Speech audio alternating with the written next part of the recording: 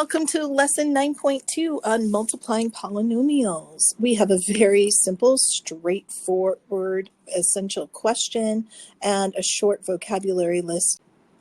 Take a moment to familiarize yourself with those. We're going to start with monomials this time.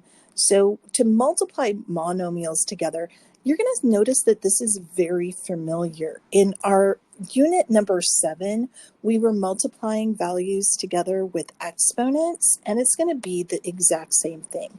We're going to rearrange it so that our numbers are together, our like variables are together, and then we add those exponents. So we get a 3 and a 6 here. Never want to forget that there's always that hidden 1 right there when we don't see an exponent next to a variable. Let's quickly move through some examples. We'll start with example A. We're just going to multiply these together. So we can see we just have a 4. There's no other number. We've got the variables t to the 4th and t to the 3rd. When I add those, recall we'll get 4t to the 7th power. So nothing really new here. Let's look at example B. If I rearrange these, like I suggested before, I've put the 7 times the -2, and then the b times the 5. And just remember, there's always a 1 right there. 7 times -2 is going to be -14. And then b to the 1st times b to the 5th, add those exponents, and we get b to the 6th. In example C, this is really where that rearranging comes in handy. I've got a lot going on here. I've got m's and n's and numbers. So I'm going to rearrange my numbers. I've got 10 times 5. And then let's take a look at the m's. So m as in Mary. M to the 3rd times just a single m. So remember, that's m to the 1st. And then for my n's, I've got an n to the 4th and then another n to the 1st.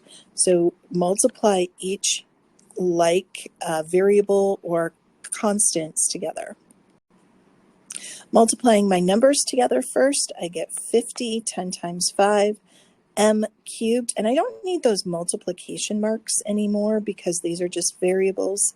So m cubed times m to the 5th would give me m to the 4th, and then n to the 4th times n to the 1st would give me n to the 5th. Also notice the m's should come first because that is going to be alphabetical. So you should write your variables in alphabetical order. All right, looking at example D here, once again, now if you feel like you're good at this, you don't have to rearrange them, but it really helps if you do.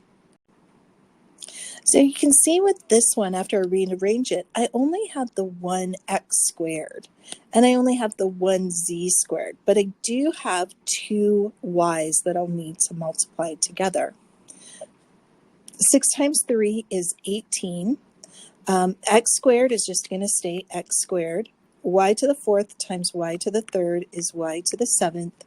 And then we've got that z squared. We've got the bottom there. There we go. And that's my final answer.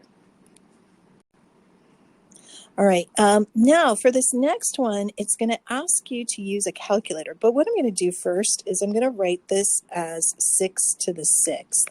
And then in my calculator, or if you're doing this on Delta Math, don't forget you can use that caret. So if you can find that caret button, that's how you can always make an exponent. And that will give us 46,656.